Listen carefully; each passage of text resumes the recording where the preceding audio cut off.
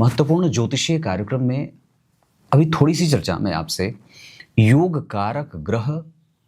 से जब कभी भी त्रिषट और आय यानी कि तीसरा, छठा और एकादशवें भाव के स्वामी का संबंध होता है, तो ये पापी भाव के स्वामी होने के बावजूद मात्र योग कारक ग्रह से संबंध कर लेने से इनके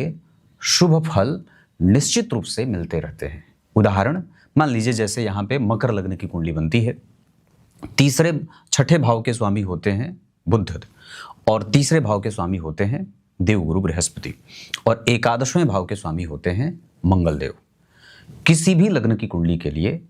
अब जरा ध्यान से देखिए, तो मंगल जो एकादशवें भाव के स्वामी हैं, जो पापी भाव है, अर्थात इस कुंडली के लिए मंगल देव पापी ग्रह बनेंगे और मकर लग्न की कुंडली के लिए कई बार वो मारक भी होते हैं। प्रधान मारक इस कुंडली में मंगल ही बनते हैं, क्योंकि पापी भाव के स्वामी भी होते हैं और लग्नेश के मित्र भी नहीं होते। तो तीसरे, छठे और एकादशवें भाव के स्वामी का संबंध जब कभी भी जन्म कुंडली के योग कारक ग्रह, अर्थात अब मकर लग्न की कुंडली के लिए योग कारक होते हैं बुध और राजयोग कारक होते हैं शुक्र। तो योग कारक अर्थात बुध का संबंध अगर मंगल से होता तो ये मंगल देव भी पापी होने के बावजूद योग कारक ग्रह के साथ संबंध में जाने के कारण, अर्थात बैठने या दृष्ट होने के कारण, मंगल देव इस कुंडली में शुभ फल देने वाले ग्रह बनते हैं। वैसे ही जन्म कुंडली के तीसरे भाव के स्वामी देवगुरु बृहस्पति हैं और वो तीसरे भाव के स्वामी होकर तीसरे भाव में बैठे हैं। मकर लग्न की कुंडली के लिए वो पापी भाव या पापक ग्रह बन जाते हैं। अगर उनका भी संबंध इस कुंडली में बुध से या शुक्र से होता, जो इस कुंडली के लिए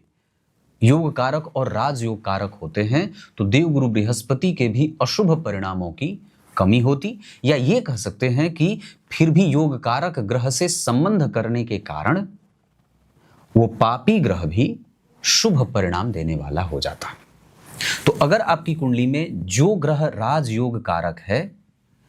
या योग कारक है, अगर वो आपकी कुंडली में किसी भी तरीके से तीसरे, छठे और एकादशवें भाव के स्वामी के साथ भले ही क्यों ना बैठा हो, पर फिर भी वो शुभ परिणाम देने वाला होगा। क्लियर है?